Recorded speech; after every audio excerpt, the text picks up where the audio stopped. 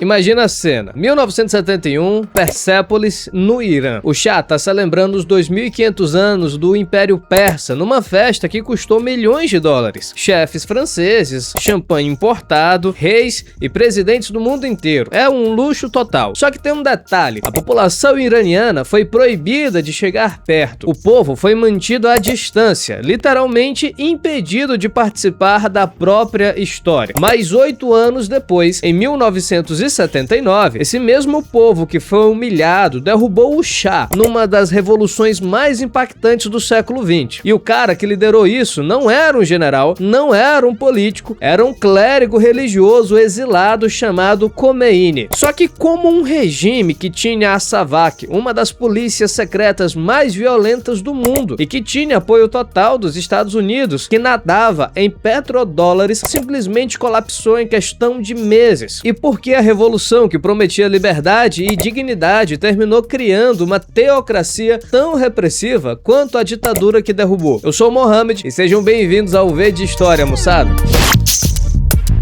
Para entender tudo isso, a gente precisa voltar para 1951 e saber o que estava rolando no Irã. Nessa época, o país vivia um momento raríssimo para o Oriente Médio, uma democracia de verdade. O primeiro-ministro era o Mohammad Mossadegh, um nacionalista que tinha sido eleito democraticamente. E ele estava fazendo algo que nenhum líder da região tinha coragem de fazer. Ele nacionalizou o petróleo iraniano. E tu sabia que essa decisão literalmente mudou o curso da história do Oriente Médio? Para tu entender o tamanho disso, cara, o petróleo do Irã estava sendo explorado pelos britânicos desde 1908, através da Anglo-Persian Oil Company. Os contratos eram completamente leoninos. O Irã recebia migalhas, enquanto Londres nadava em petrodólares. E o Mossadegh simplesmente disse: chega, esse petróleo é nosso. Tem um cara na história do Brasil que também fez a mesma coisa. O nome dele é Getúlio Vargas. Mas depois a gente fala do Varguinhas. Agora vamos voltar para o Irã. Só que essa decisão assinou a sentença de morte da democracia iraniana. E por quê? Porque desafiar os interesses britânicos em 1951 era o mesmo que declarar guerra econômica ao império. E a resposta veio em 1953, na forma da Operação Ajax. A Operação Ajax foi um golpe de Estado orquestrado pela CIA americana e pelo Serviço Secreto Britânico. O cara que coordenou tudo no terreno foi o Kermit Roosevelt, neto do ex-presidente Theodore Roosevelt. E a estratégia deles foi cruel e eficiente: subornar militares, contratar provocadores para criar caos nas ruas de Teherã e usar o general Zahed, um oficial desleal, como fantoche para liderar o golpe militar. O golpe funcionou, o Mossadegh foi preso e o Shah Mohammad Reza Pahlavi, que tinha fugido para Roma com medo de perder o trono, voltou triunfante. Só que ele não voltou como um monarca constitucional. Ele voltou como um ditador absoluto apoiado pelos Estados Unidos. E foi nesse momento que nasceu o anti-americanismo iraniano, porque para a população do Irã ficou claro que o Ocidente não se importava com democracia, liberdade ou direitos humanos. O Ocidente se importava com petróleo. E qualquer líder que ameaçasse esses interesses seria destruído. Segura essa informação. Esse golpe de 1953 vai ser a raiz de